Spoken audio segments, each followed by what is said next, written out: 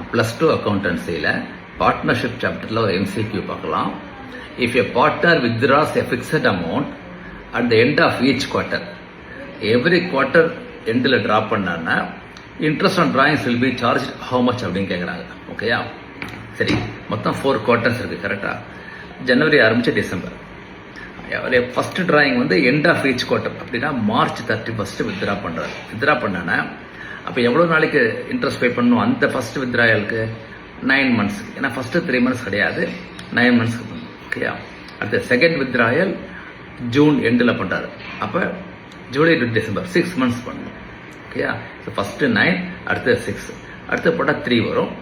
Last withdrawal இருக்குல்ல 31st December, அதுக்கு 0. ஏன்னா வித்ரா பண்ணதே லாஸ்ட் டே தான்.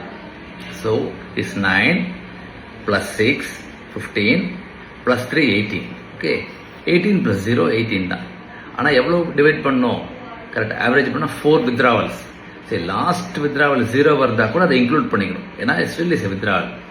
ஸோ 18/4 போட்டிங்கன்னா என்ன வரும்? 18/4 போட்டிங்கன்னா 4 4 16 2. ஓகேயா? அப்போ 4.5 வரும். ஸோ இப்போ இருக்கிற ஆப்ஷன்ஸ் பார்த்தீங்கன்னா 9 இருக்குது, 7.5 இருக்குது, 6.5 இருக்குது, அண்ட் 4.5 இருக்குது. ஓகேயா? So the 4.5 and 4.5 is same. So 4.5 is the answer. Okay, thank you.